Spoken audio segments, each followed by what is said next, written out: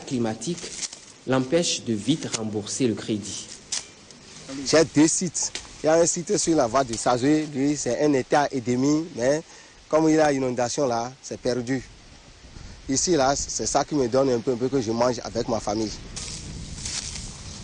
Après le padmoc si me le que we jende pour moi et le Lucien mi jawe mi na be agban wa nu agbate atile be wa bo anado wa ikungbon akuma to e wuzu sekere o ina yin akuma dagbe nu nubo ebe wa bo mi abe do glele me bo do bi ile mi do pon sele e wu sele bi ene mo mi de ne wu sele bi bo ni on le daho enmi e wu sele dion yen su na le satin wo du kweton wa ikuma na wuzo ikuma dagbe se so wa zo fini ai doji ni kun do fini na wa zo kanji bona mo gbade dagbe ma yi dagbe o nbo padmo wa ni nu padmo ko projet mo ko ton we aton mo ro to o mewe o e glisi na mo abon mi na do pe nu mi na do kunu ye do ni tekpon boro no da lo glisi eni o mi na jija yin lo kle ni kun le me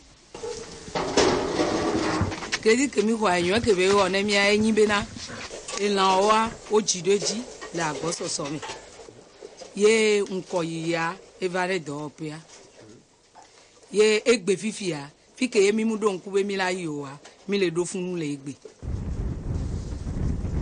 Après 5 années d'existence et malgré les difficultés, les fruits portent déjà la promesse des fleurs.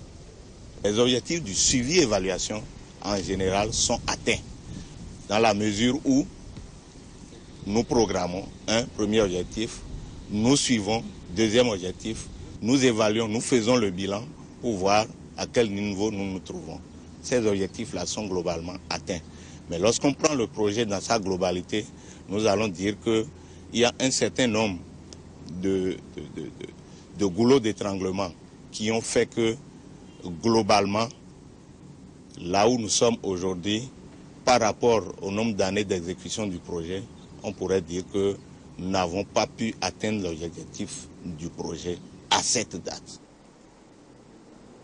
À quelques mois de la fin du projet, les responsables sont conscients que les objectifs ne sont pas atteints à 100%, mais ils rassurent.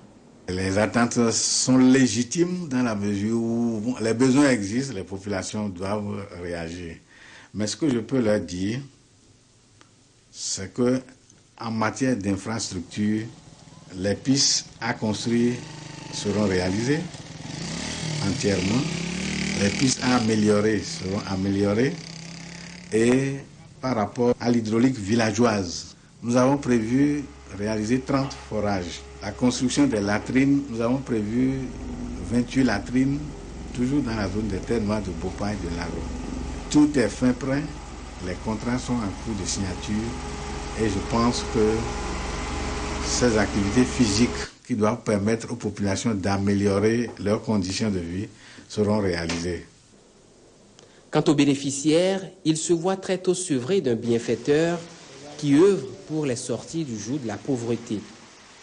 C'est pour cela qu'ils plaident pour le renouvellement du projet. Nous sommes en train d'apprendre que le PADMOC va prendre fin en décembre 2010.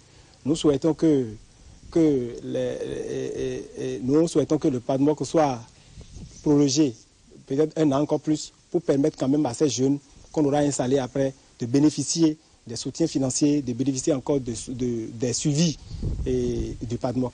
Si les projets tels que le projet PADMOC, les gens peuvent prendre son exemple au Bénin, je crois qu'en 2015, on ne parlera plus de la faim au Bénin. Il y aura l'autosuffisance alimentaire.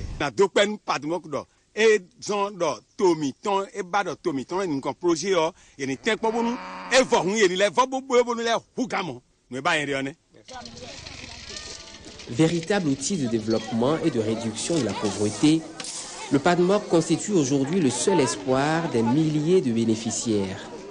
Nestor Gomido, le coordonnateur du projet, et son équipe confirment une fois encore leur détermination à assurer l'autosuffisance alimentaire ainsi que l'amélioration des conditions de vie des populations des départements du Mono et du Koufou.